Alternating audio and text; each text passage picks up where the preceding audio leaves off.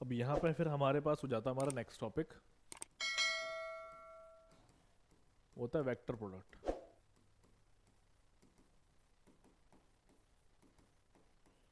Vector product of vectors.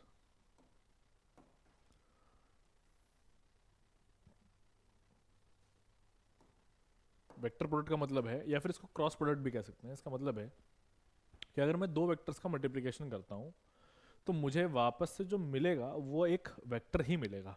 मेरा कहने का मतलब ये है ना। अगर मैं इसके दूसरे नाम की बात करूँ तो इसका दूसरा नाम होता है क्रॉस प्रोडक्ट। क्रॉस प्रोडक्ट इसको इसलिए बोला जाता है क्योंकि दो वेक्टर्स के बीच में हम लोग क्या करते हैं, क्रॉस लगाते हैं। वो हमारा क्या होता है, साइन होता है। तो यहाँ पे वो जो क्रॉस में लगाता हूँ ना, वो एक पहचान है। जैसे हमने यहाँ पे डॉट प्रोडक्ट के केस में एक साइन लगाया था, वो उसकी पहचान थी, है ना। तो बिल्कुल उसी तरीके से यहाँ पे हमारे पास जैसे देख सकते हो डॉट लगा हुआ है, ये डॉट लगे हुए हैं। तो हमारे पास में क्रॉस प्रोडक्ट जो है होगा क्या होगा, वो उसका पहचान होगा। तो यहाँ पे देखो, मान लो कि हमारे पास में दो वेक्टर्स हैं ए और बी। मैं ऐसा मान लेता हूँ।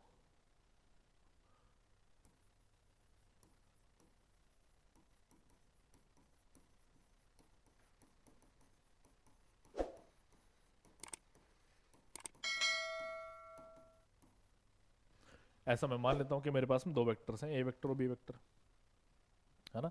और उनके बीच में जो एंगल बन रहा है वो थीटा बन रहा है, and the angle between them,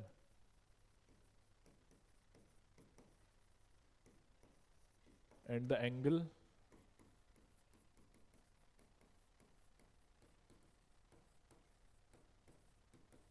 between them is theta. ठीक है। तो उनके बीच का जो हमारे पास में एंगल है वो क्या है, थीटा है। तो यहाँ पे आगे क्या होगा, अगर मैं सबसे पहले बात करता हूँ फॉर्मूले की, तो पहले आपको फॉर्मूला बता दूं। ये आपके सामने फॉर्मूला है।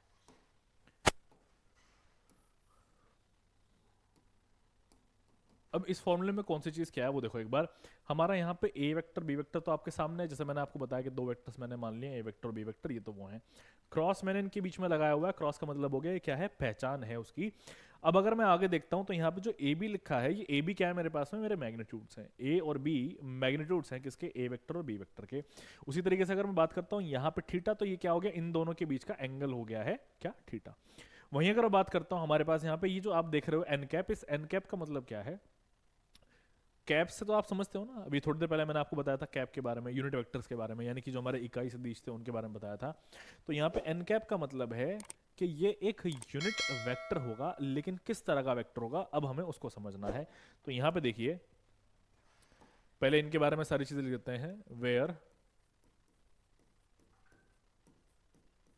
ए vector equals to A one i cap plus A two j cap plus A three k cap. उसी तरीके से मेरे पास हो जाएगा बी वेक्टर क्या, B one i cap plus B two j cap plus B three k cap. अगर मैं यहां पे आगे बात करता हूं तो आप जो देख रहे हो ए, यानी कि मॉडुलस जो मेरा है ए वेक्टर का, वो क्या हो जाएगा, यानी कि जो मेरा मैग्नीट्यूड है वो होगा अंडर रूट में A one square plus A two square plus A three square. उसी तरीके से अगर बात करता हूँ बी की, तो ये मेरे पास में क्या हो जाएगा, ये हो जाएगा B one square plus B two square plus B three square. ठीक है, ये मेरे पास हो जाएगा। अब आगे की चीजें जरा देखो आप यहाँ पे, इसी में मैं थीटा की अगर बात करता हूं तो वो एंगल है उनके बीच, किस किसके बीच में, ए वेक्टर और बी वेक्टर के बीच में। वहीं अगर मैं बात करता हूं एन कैप की, ये थोड़ा खास है, इसको जरा समझना है। N cap is the unit vector, ये क्या है, इकाई सदिश है, लेकिन किस तरह का, किस डायरेक्शन में जाएगा, देखो जरा। ए वेक्टर जिस डायरेक्शन में होता है, बी वेक्टर जिस डायरेक्शन में होता है, इन दोनों के परपेंडिकुलर डायरेक्शन में जाता है क्या, एन कैप। यानी कि ये जो आप देख रहे हो ना, ये हमेशा परपेंडिकुलर होता है। इसका मतलब ये है कि आप जब भी दो वेक्टर्स यानी कि दो सदिशों का एक मल्टीप्लिकेशन करते हो, क्रॉस मल्टीप्लिकेशन करते हो, तो यहाँ पे जो आपको रिजल्ट मिलता है वो उसके परपेंडिकुलर डायरेक्शन में मिलता है। किसके परपेंडिकुलर डायरेक्शन के डायरेक्शन में मिलता है? ए वेक्टर के भी और बी वेक्टर के भी। अभी समझाता हूं कहने का मतलब क्या है। तो n cap is the unit vector perpendicular in the direction,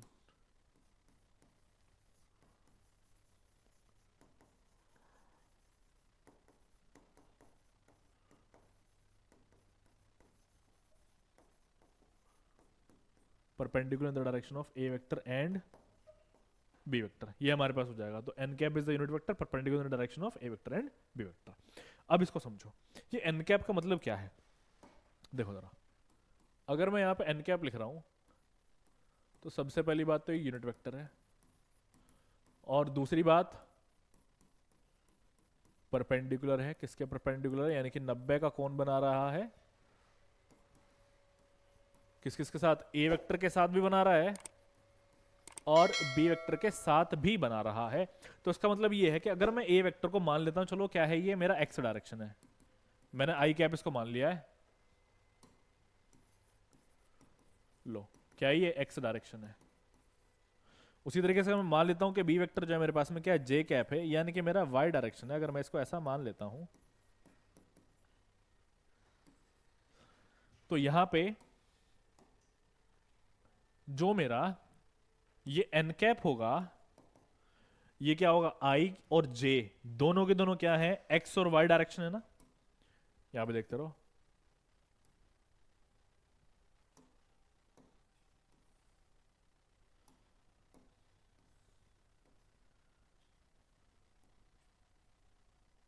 ये रहा हमारे सामने, ठीक है। तो यहां पे मेरे पास में क्या है, y, यहां पे मेरे पास में x, यहां पे मेरे पास में क्या है, z। तो मैं कह रहा हूं कि y जो है मेरा वो क्या है, वो है j कैप। मैं यहां पे बात कर रहा हूं x की, तो ये मेरे पास में क्या है, ये मेरा i कैप। और अगर मैं z की बात कर रहा हूं तो ये है मेरे पास में मेरा क्या, k कैप। तो अगर मैं इसको और इसको ले रहा हूं तो जैसे मैंने अभी आपको समझाया था कि एन कैप मेरा क्या होगा, दोनों के ही परपेंडिकुलर होगा। तो इसका मतलब ये है कि अगर मैं जे और आई दोनों का मल्टीप्लीकेशन करूंगा तो एन कैप मेरा क्या निकल करके आएगा, एन कैप मेरा निकल के आएगा के कैप। तो देखते रहो यहां पे, तो जो फॉर्मूला मेरा है उसके हिसाब से के कैप बनेगा। तो एन कैप मेरे पास में क्या हो गया, के कैप। अभी अप्लाई भी कर देता हूं, देखो कैसे अप्लाई करता हूं। A vector cross B vector equals to A B sine theta N cap. ओहो, मैंने इसमें कॉस थीटा लिख दिया है, ये साइन थीटा होगा।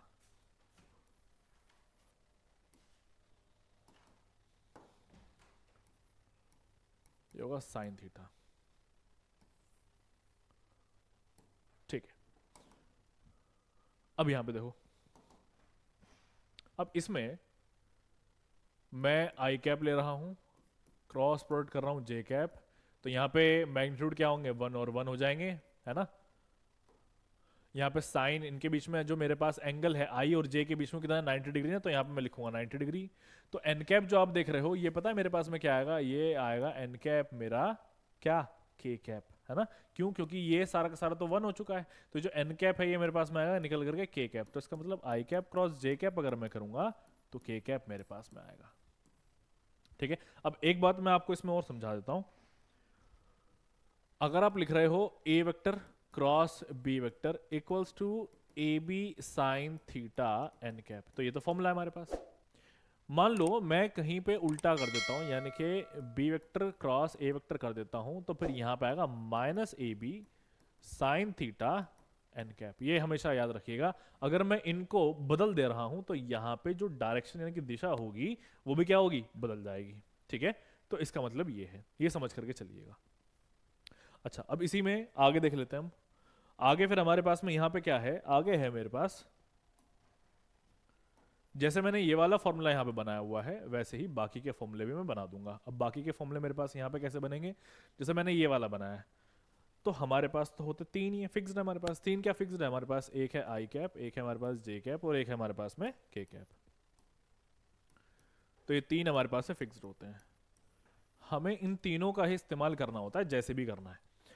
आई कैप क्रॉस जे कैप किया तो के कैप हमारे पास में आया है। अब बाकी देखो, मैं इसको समझने के लिए एक यहाँ पे सर्कल बनाता हूं, ये समझ लो कि ट्रिक है बस ये हमारी। मैंने यहां पे लिखा है आई कैप, यहां पे लिखा है मैंने जे कैप, और यहां पे लिखा है मैंने के कैप।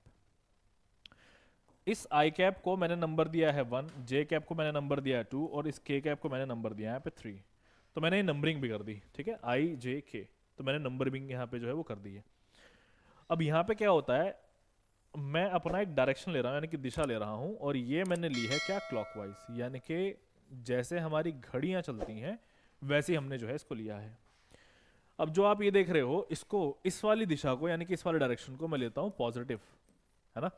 और अगर मैं इसको उल्टा कर दूंगा, यानी कि अगर मैं इस डायरेक्शन को फॉलो ना करूं, इसको फॉलो करूं, तो ये मेरे पास हो जाएगा नेगेटिव, है ना। अभी वो भी दिखा देता हूं, लो, मैंने यहां पे लिया है आई कैप 1 है ये मेरे पास, यहां पे मेरे पास में के कैप,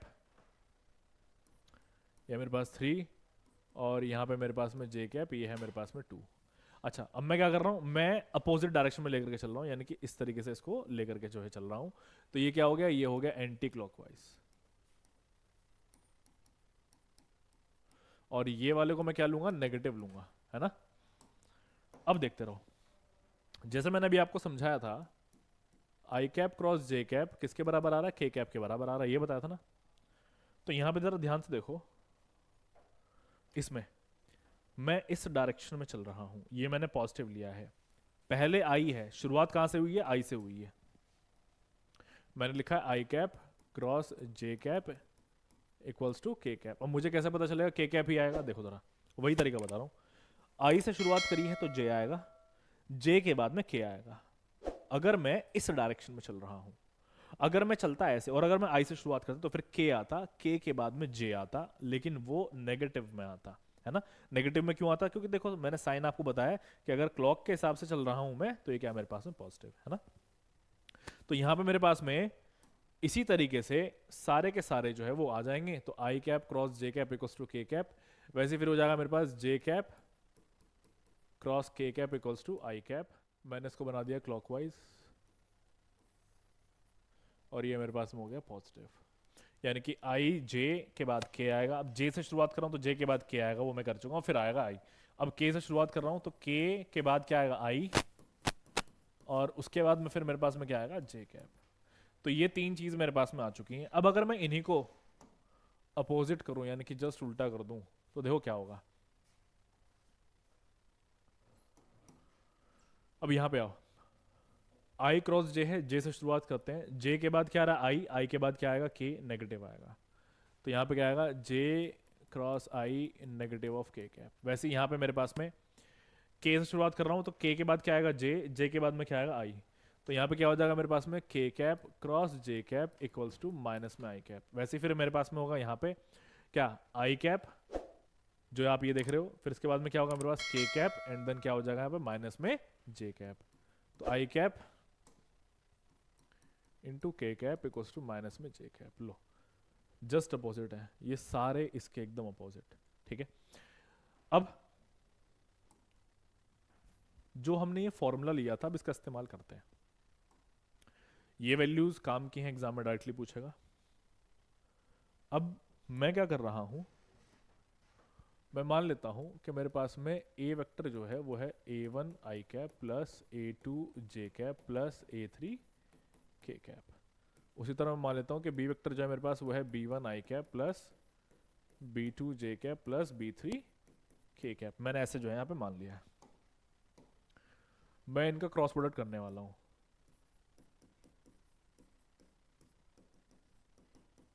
ए B sine theta, N cap जो है मेरे पास ये होगा। तो ए बी क्या है, मैग्नीट्यूड्स है ना।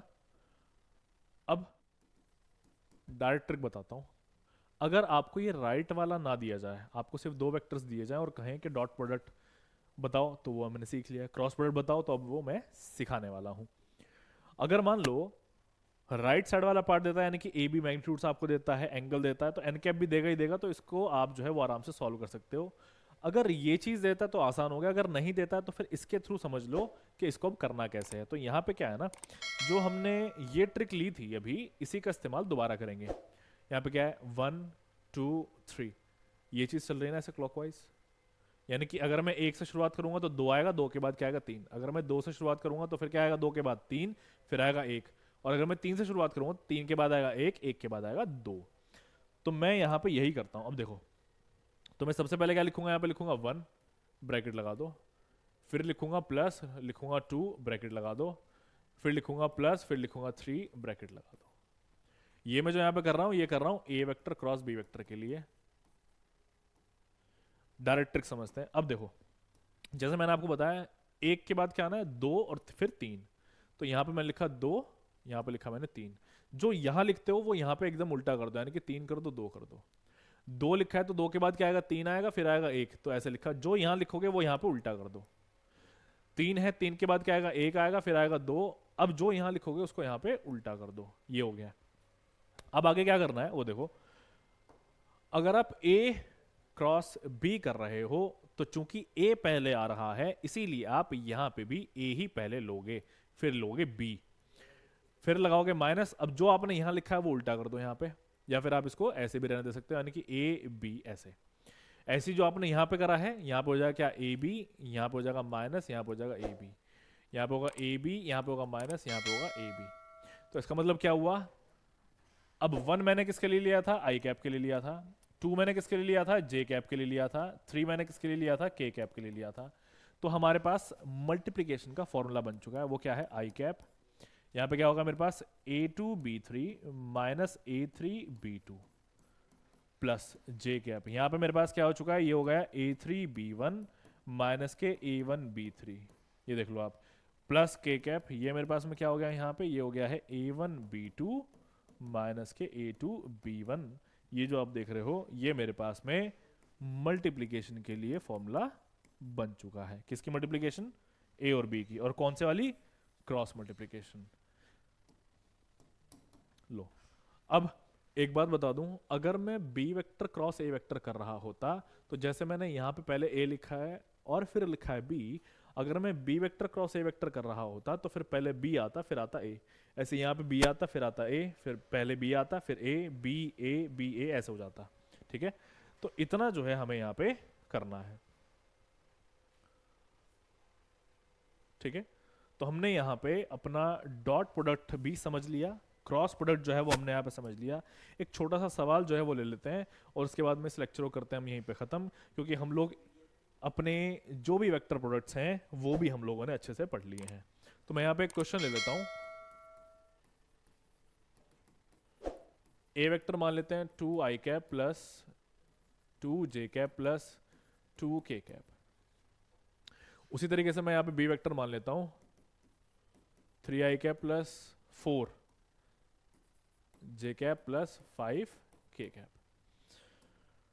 मुझे यहां पे कहा है कि ए वेक्टर क्रॉस बी वेक्टर बताइए, तो क्या करेंगे, जैसे मैंने अभी आपको बताया, पहले आई कैप, फिर क्या करना है 1 2, है ना, 1 यहां पे आया ना, अब आएगा 2, फिर आएगा क्या 3। तो वही सीक्वेंस जो यहाँ पे फॉलो करना है हमें। तो यहाँ पे आप जो देख रहे हो ये मेरे पास में बन रहा है A1, ये मेरे पास बन रहा है यहाँ पे A2, ये बन रहा है मेरे पास यहाँ पे A3, यहाँ पे बन रहा है मेरे पास B1, ये मेरे पास बन रहा है B2, ये मेरे पास बन रहा है B3। यहाँ पे क्या करना है, यहाँ पे करना है मुझे A2 B3 minus A3 B2 plus जे कैप। अब यहाँ पे 2 से शुरू करा तो यहाँ पे क्या आएगा 3, फिर आएगा 1, यानी कि A3 B1 minus A1 B3 plus के कैप। के कैप क्या था, 3 था ना, तो 3 के बाद क्या आएगा 1, देन क्या आएगा 2, तो यानी कि A1 B2 minus A2 B1। लो, ये सारा फॉर्मूला आपके सामने है। इसको मैंने याद करने का ट्रिक बताया, नहीं तो इसको याद करने के लिए लोग बहुत बड़ा सा मेथड इस्तेमाल करते हैं। तो देखो यहाँ पे अब आई कैप, यहाँ पे क्या हो जाएगा मेरे पास A2 यानी कि 2 है, सीधा वैल्यू लिख देता है 2 है। B3 मेरे पास हो रहा 5, तो हो गया यहाँ पे 10 माइनस A3 मेरे पास 2 है, B2 की बात करता हूँ तो मेरे पास 4 है, तो क्या हो गया यहाँ पे 8 प्लस यहाँ पे करते हैं जे कैप। यहाँ पे क्या है A3, वो क्या मेरे पास 2, B1 की बात करता हूँ 3, तो ये हो गया 6 माइनस A1 2 है, B3 मेरे पास में कितना है 5, तो हो गया मेरे पास में कितना 10 प्लस के कैप। यहाँ पे देखो A1 2 है, B2 की बात करता हूँ तो 4 है तो कितना हो गया 8 माइनस, ऐसे यहाँ पे क्या हो जाएगा A2 2 है, B1 की बात करता हूँ 3 है, यानी कि ये हो गया 6। तो यहाँ पे सॉल्व करने पर मुझे क्या मिला है, ये मिला है 2i कैप माइनस ये कितना मिला है 4j cap plus 2k cap. लो, तो A vector cross B vector ये मेरे सामने है।